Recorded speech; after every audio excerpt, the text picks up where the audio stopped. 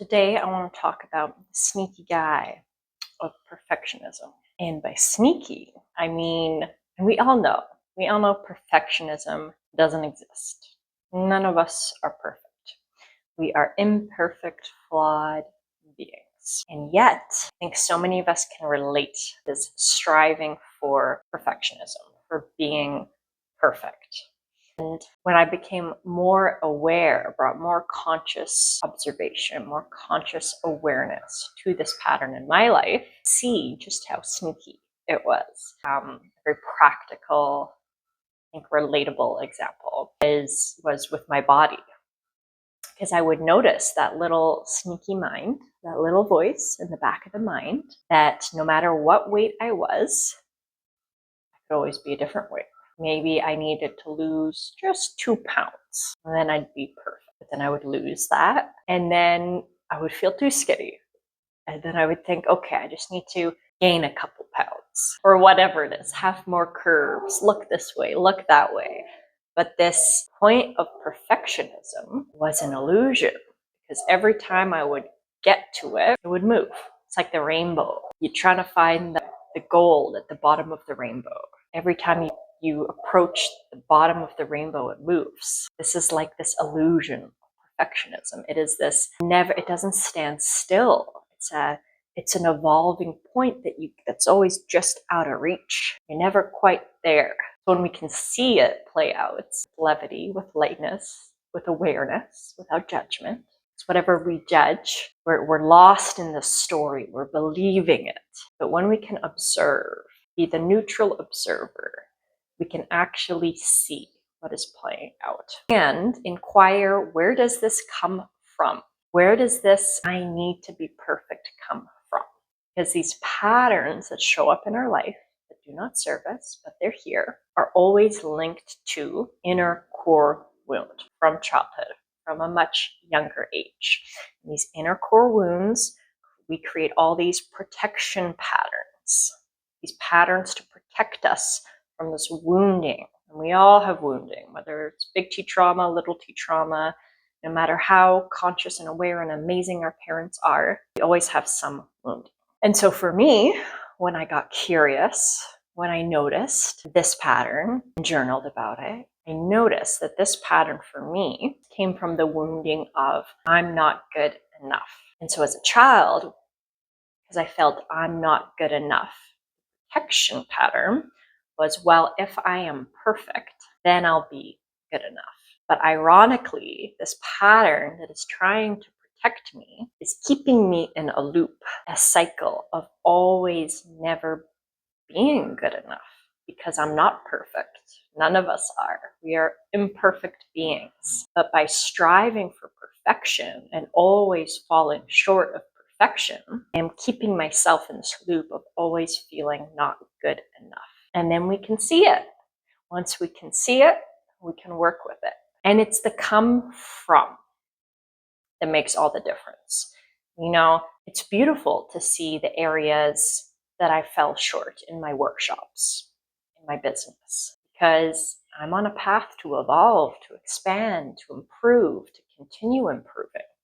But is it coming from core wound, a belief that I am not good enough, so I have to improve in order to be good enough? Or is it coming from, I know I am enough. I know my divine inherent worth just by being me. We are each a unique being, one person out of 8 billion souls in this world that have your unique gifts, your unique energy.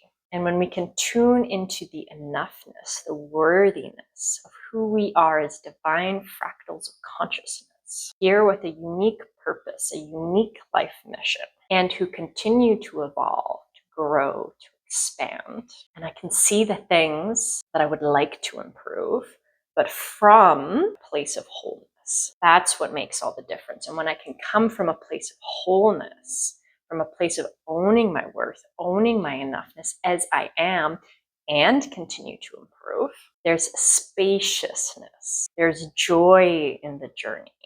There's a levity, a lightness, a fun. I get this opportunity to grow, to learn, to expand, to evolve. I desire to be evolving till the day I die. I am on a growth journey. We are on a growth journey as souls in this body. When we can see it from that place as a gift, as an opportunity to expand, to evolve, to grow, to be with it all, that makes all the difference in the journey. And allowing it all. And when we notice these patterns, what are my patterns that come up over and over again? Let me neutrally observe. Let me see, what are the patterns? What when I quiet things down, when I slow down the movie, what are the thought processes? What do I say to myself? And what's that core wound? Because if we just work with the pattern, we need to heal it from the wound. So for me, it was going back to owning my enoughness, my worthiness as I am. But being aware, where does this pattern of perfectionism pop up?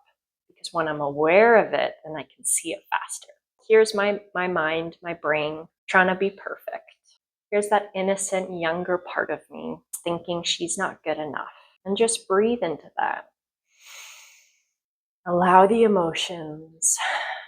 Because when we allow, things pass. And then come back to your knowing of who you are as a divine being with unique gifts, with a purpose, with a life mission that only you have the unique gifts and energy to do in this lifetime. And we need your gifts. This world, life needs you to own your gifts, to own your worthiness, your life mission, your life path. And when we can create from our enoughness, when we can create from our divine inherent worth, we can enjoy the ride. So, and these patterns will keep coming up. They are sneaky, but the more aware we are, the faster we can catch them. And we feel, we breathe in, and we come back to our soul, to our heart, to our knowing, and we act from the knowing of who we are. When we act from the wound, we create more wounding. We're on this never-ending cycle of trying to prove our worth. Look for our worth on the outside. We will never find it on the outside. It's an inside job, and it's already here.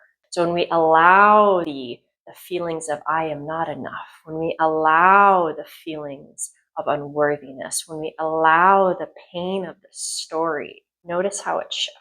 Notice how it has less of a grip.